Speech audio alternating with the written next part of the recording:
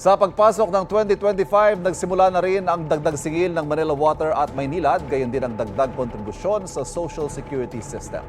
Ang singil sa kuryente at toll, posible ring tumaas. May unang balita si Maki Pulido. Bagong taon, bagong taas singil sa ilang mga bayarin.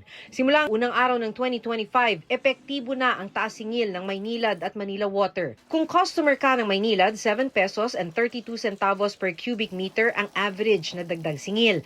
5 pesos and 95 centavos naman sa Manila Water. Sa Marso na uli magkikwenta ang MWSS Regulatory Office kung magkakaroon ng pagbabago sa singil ng mga water concessionaire. Sa taas ng mga bayarin, hindi pa nababayaran ni Marites ang singil sa tubig mula noong Nobyembre. Kaya habang sarado ang maraming negosyo noong bisperas ng bagong taon, magdamag na bukas ang kanilang karinderya para makaipon ng pambayad. Survive talaga nga makaahon sa bayaran, sa pang-araw-araw. Wala pang anunsyo ang Meralco o mga electric cooperative. Pero dahil pinayagan na ng Energy Regulatory Commission na singilin ng National Grid Corporation ang kinontrata nitong reserbang kuryente noong 2024, posible ang taas singil sa kuryente. Mahigit 3 bilyong piso yan na sisingilin sa mga electricity consumer ng 3 hanggang 6 na buwan. Pag tinaasa naman lang, kawawa naman kami. Maawa naman sila sa amin. Sabi naman ng Toll Regulatory Board, may nakasalang sa kanilang mga petisyon sa pagtaas ng mga toll fee.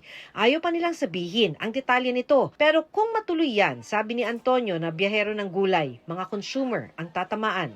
Siyempre po, tataas ang konti yung mga kalakal natin dahil po yung ipapatong natin yan sa mga ito po mga kalakal natin ibebenta. Tataas sa 15% ang SSS contribution. 10% nito sagot ng mga employer habang 5% sa empleyado. Pero may bahagyang pagtaas naman sa sweldo ng mga kasambahay at minimum wage earner. Para sa mga kasambahay sa Metro Manila, mula 6,500 na minimum wage, simula January 4, 7,000 pesos na ito.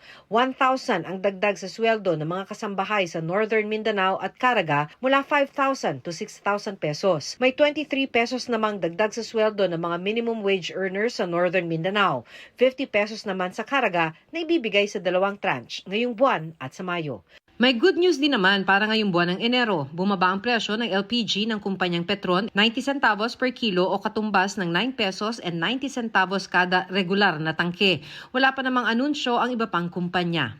Ito ang unang balita, Maki Pulido para sa GMA Integrated News. Kapuso, huwag magpapahuli sa latest news and updates. Mag-iuna ka sa balita at mag-subscribe sa YouTube channel ng GMA Integrated News.